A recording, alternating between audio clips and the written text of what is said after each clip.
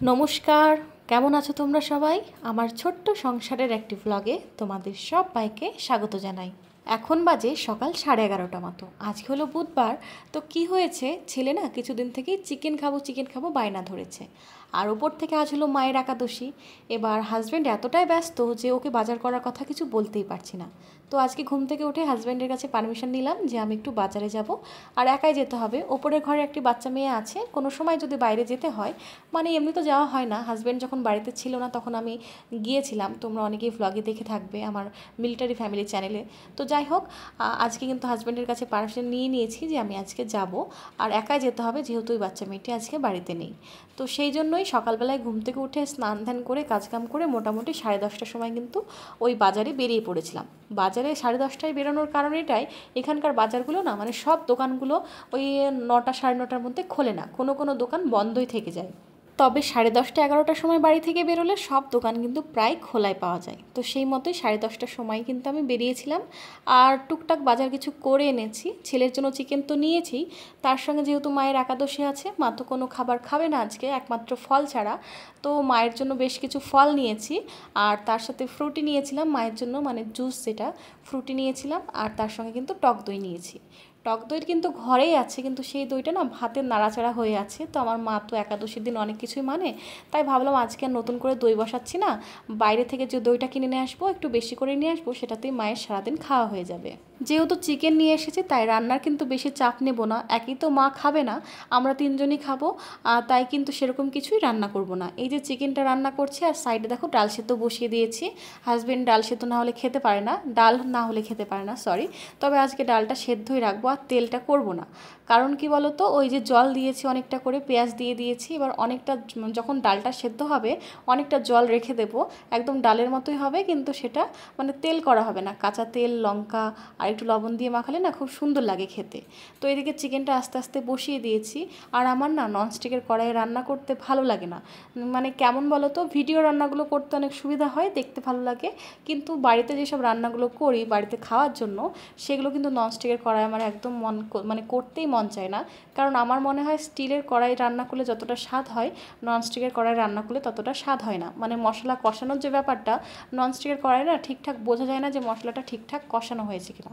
মানে আমার এটা মনে হয়, যারা ব্যবহার করো অনেক দিন থেকে করো তাদের তো ভালোই মনে হয়, ভালোই লাগবে, কিন্তু আমার কিন্তু ভালো লাগে না।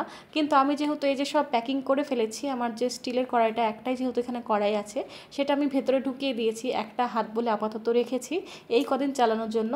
তো সেই জন্য আর কি ননস্টিকের কড়াইয়ে রান্নাটা করা।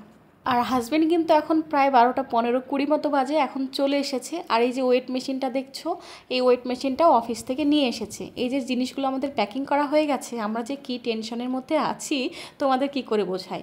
আসলে কি হয়েছে, এই জিনিসগুলো আমরা যেহেতু পোস্ট অফিসের থ্রু পাঠাবো বাড়িতে, তো কি হয়, পোস্ট অফিসে তুমি যদি কোনো জিনিস পাঠাও, এরকম প্যাকেজিং জিনিস পাঠাও, সেটা কিন্তু 20 কেজির বেশি ওয়েটের নেবে না। মানে এতগুলো প্যাকিং তুমি পাঠাতে পারো, এতগুলো কার্টুন পাঠাতে পারো, তবে প্রত্যেকটাতে কিন্তু 20 কেজির বেশি হওয়া চলবে না। মানে একটা জিনিসে 20 কেজি হবে, তার বেশি যেন না হয়। এবার আমরা তো খুব ভয় পাচ্ছি যে প্রচুর ভারী ভারী জিনিসপত্র আছে, এই সেলের সাইকেল আছে, এবার যদি কোনোটা 20 কেজির বেশি হয়ে যায় তাহলে আবার এই নতুন করে প্যাকিং খুলে, এই যে বস্তাগুলো দিয়ে সেলাই করা হয়েছে দেখো একদম টাইট করে, এগুলো খুলে আবার বের করে আবার সেলাই করতে হবে, তো সেটা তো সম্ভব না। তাই আমি, যদিও অনেকগুলোই সেলাই করা হয়ে গেছে, মানে 4টেই হাজব্যান্ড সেলাই করে দিয়েছে, তবুও আমি কিন্তু বারবার ভয় করছিলাম, হাজব্যান্ডও ভয় করছিল যদি এইগুলো আবার কাটতে হয়। এই যে সেলাই করতে হাজব্যান্ডের কী পরিমাণ খাটুনি যে হয়েছে, কি আর বলবো তোমাদের। আর আজকে যেহেতু পোস্ট অফিসে এগুলো জমা করা হবে, তাই হাজব্যান্ড বললো যে না থাক, ঘরে থেকেই আমি একবার মেপে নিয়ে যাই, রিস্ক নিয়ে লাভ নেই। যদি পোস্ট অফিসে সবগুলো নিয়ে চলে যায়, মানে একা মানুষ বাইকে 4-5 বার যাবে আসবে নিয়ে যাবে, তারপর ওখানে গিয়ে যদি জিনিসগুলো বেশি হয়ে যায় তাহলে কিন্তু মাথাটা খারাপ হয়ে যাবে। আবার জিনিসগুলো ঘরে মানে ব্যাক করতে হবে, নিয়ে আসতে হবে, তারপর কেটে আবার জিনিস বের করে আবার প্যাকিং করতে হবে। তো আমরা এতটা রিস্ক নিতে পারছিলাম না, তাই হাজব্যান্ড কিন্তু অফিস থেকে এই মেশিনটা নিয়ে চলে এসেছে। তো ভগবানের কৃপায় কী বলবো, বলবো সবগুলোই কিন্তু ওই 18 কেজির নিচে আছে, মানে কোনোটা 10 কেজি হয়েছে, কোনোটা 14 কেজি, কোনোটা 16 কেজি, এইভাবে কিন্তু 5টা প্যাকিংয়ে কিন্তু আমাদের ঠিকঠাক হয়েছে। আর এই 4টে কিন্তু আমরা প্যাকিং করে ফেলেছিলাম। ওই যে দেখছো একটা বস্তা মুখটা মারা নেই। তো কি হয়েছে, এটা না অনেক ভারী লাগছিল, তাই হাজব্যান্ডকে আমি বললাম যে এখন সেলাই করো না, তুমি যখন ওয়েট মেশিনটা আনবে আগে ওয়েটটা করে নিই তারপর সেলাই করো, যদি বাই চান্স বেশি হয়ে যায় তাহলে কিন্তু আবার ভীষণ খাটনি হবে। তো সেই জন্যই আর কি ওইটা এখনও খালি আছে। তো এখন এইদিকে রান্না করতে করতে হাজব্যান্ড আর আমি কিন্তু ওদিকে আবার সেলাইগুলো করতে শুরু করব। মানে সেলাই আমি করি না, আমি ধরে থাকি টাইট করে, আর হাজব্যান্ড কিন্তু সেলাই করে। এবার তোমরা ভাবতেই পারো যে বস্তা সেলাই করা আবার কী এমন কঠিন। এই বস্তাগুলো গোল গোল পেঁচিয়ে মোটা করে সেলাই করা ভীষণ কঠিন, মানে দেখে যতটা সহজ মনে হয় না, সেলাই করতে গিয়ে না একদম ঘাম ছুটে গেছে, এরকম একটা ব্যাপার। তো এদিকে বারবার এদিকে চিকেনটা দেখতে আসছি, মানে রান্নাটাও করছি, তার সঙ্গে কিন্তু হাজব্যান্ডকে ওইদিকে হেল্পও করছি। আর ছেলে মায়ের কাছে আছে, ছেলে যেহেতু ডিস্টার্ব করছে, মানে কাজের সময় দেখবে বাচ্চারা সেখানেই ঘোরাঘুরি করে, যেখানে কাজ হয় সেখানেই বাচ্চারা ঘোরাঘুরি করে। তো মাকে বললাম তুমি কিট্টুকে নিয়ে ঘরে বসো, আমরা টুকটুক করে কাজগুলো করে নিই। তো আমি কিন্তু বারবার আসছি কিচেনে, চিকেনটা নাড়িয়ে চাড়িয়ে আবার কিন্তু ওখানে চলে যাচ্ছি। আর আমরা যে কী টেনশানে আছি, এই যে জিনিসগুলো প্যাক করা হয়েছে, মানে ঘরে যত জিনিসপত্র আছে তার 80% জিনিস কিন্তু আমরা প্যাক করে ফেলেছি। এবার এই জিনিসগুলো ঠিকঠাক বাড়ি পৌঁছে গেলে তবে আমাদের শান্তি। এই যে জিনিসগুলো আজকে পোস্ট অফিসে দিয়ে আসা হবে, তাহলে কিন্তু আমরা অনেকটা রিল্যাক্স ফিল করব যে অনেক বড় একটা কাজ হয়ে গেল, সব থেকে বড় কাজটা কিন্তু হয়ে গেল।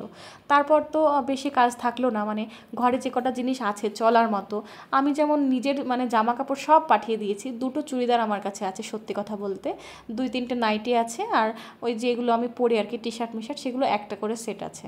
আর ছেলেরও তাই 4-5টায় সেট আছে বাড়িতে পড়ার, আর 2-3টে সেট আছে ভালো ট্রেনের মধ্যে যাওয়ার মতো। তো বেশি কিছু আমরা কিন্তু রাখিনি। আর যে থালা বাসনগুলো না খেলেই নয়, মানে না রাখলেই নয়, সেগুলো তো রাখতেই হবে, সেই প্যাকিংগুলোই কিন্তু এখন মোটামুটি বাদ আছে, সেগুলো তো এখন করা হবে না, যাওয়ার আগের দিন কিন্তু করে ফেলবো। আর এই যে এই কার্টুনগুলো প্যাক করা হয়েছে, তো এবার তার উপরে কিন্তু বস্তাটা সেলাই করতেই হবে, মানে একটা মোটা কিছু দিয়ে তোমাকে র্যাপ করতেই হবে, না হলে কিন্তু সমস্যা। এবার এই সেলাইটাই যদি ঢিলে ঢেলা হয় তাহলে কিন্তু ওনারা নেবেন না, অনেক ব্যাপার আছে। আমি তো এত কিছু জানতাম না, কারণ যখন আমরা এখানে আসি তখন আমার কিট্টু সোনা কিন্তু অনেক ছোট ছিল, 1.5 বছরের ছিল, তখন কিন্তু আমি বাড়ির কোনো কাজে সেভাবে হাত লাগাতে পারতাম না বা দেখতে পারতাম না যে কে কী করছে। তো হাজব্যান্ড যখন জিনিসগুলো পাঠিয়েছিল, হাজব্যান্ড আর শ্বশুরমশাই মিলেই কিন্তু সেলাই টেলাইগুলো করেছিল, আর তারপর ওরা কিন্তু দিয়ে এসেছিলো, তখন কিন্তু আমি এত কিছু জানতাম না। কিন্তু এবার যেহেতু আমি ওর সঙ্গে হাতে হাতে করছি, তাই বুঝতে পারছি যে কত নিয়মকানুন আছে, মানে জিনিস প্যাক করে পাঠাবো, সেই পাঠানোর মধ্যেও কিন্তু হাজার নিয়ম। তো এদিকে এই করতে করতে কিন্তু 1টা বেজে গেল, আর এটাই লাস্ট সেলাই, তারপরে কিন্তু কোনো কাজ নেই। কাজ নেই বলতে ও কিন্তু নাম ঠিকানাগুলো সব মানে কাগজে বের করে এনেছে। এবার এই বস্তার ওপরে, প্রত্যেকটা বস্তার ওপরে নাম ঠিকানা দিয়ে সেটাতে আঠা মেরে, তারপরও 5টা যেহেতু কার্টুন আছে 5 বারে বাইকে কিন্তু পোস্ট অফিসে নিয়ে যাবে। পোস্ট অফিসটা এখান থেকে খুব কাছে, সেই জন্য আমাদের কিন্তু অনেকটাই সুবিধা হয়েছে। খুব কাছে বলতে বাইকে ওই 2-3 মিনিটের রাস্তা। তো বারবার যাবে আর নিয়ে আসবে, মানে এই এত ভারী কাজ এবার কারোর কাছে হেল্প নেব সেটা তো হয় না, সবাই নিজের মতো ব্যস্ত, সবাই নিজের প্যাকিং করছে, সবাই এভাবেই খাটছে। তো বললো কোনো ব্যাপার না, আমি কিন্তু বাইকে করে নিয়ে চলে যাব, তুমি একটু হেল্প করে দিও প্যাকিংটা করার সময়, মানে বাঁধার সময়, তাহলেই হবে। তো কী করেছিল, এই জিনিসগুলো কিন্তু সব নিয়ে চলে গেছিলো। আমি কিন্তু ওর হেল্প হবে বলে, মানে 5 বার আসবে, 5 বার এসে উপরে উঠবে, উপর থেকে নিচে নামবে জিনিসগুলো নিয়ে, তাই আমি কিন্তু কী করেছিলাম, আমি কোনোরকম টেনে হিস্ট্রে জিনিসগুলো কিন্তু নিচে নামিয়ে দিয়েছিলাম, মানে যেহেতু আমি দোতলায় থাকি।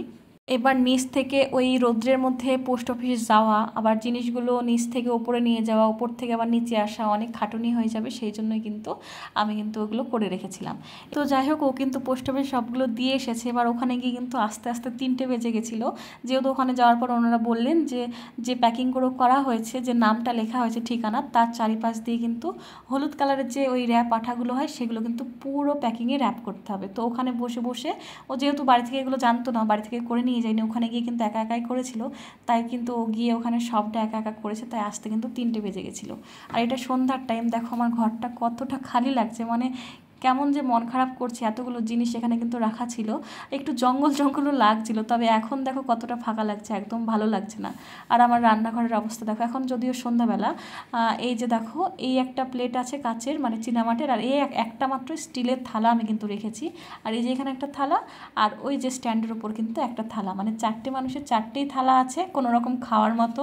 আর দেখো একদম থালা বাসন নেই বললেই চলে, 2টো একটা বাটি আছে, আর যেগুলো চায়ের বাটি মানে না হলেই নয়। আর ওই যে একটা কড়াই আছে আর একটা কুকার তো রাখতে হবে, যেহেতু আমি হাঁড়িটাও ঢুকিয়ে দিয়েছি, যেহেতু ভাতটা আমরা কুকারেই করে খাই। আর ওই যে দুটো একটা গামলা আছে, ব্যাস এই অবধি। তো চলো আজকের ভিডিওটা এখানে শেষ করি। সবাই সুস্থ থেকো, ভালো থেকো। আজকের মতো চলি, টাটা।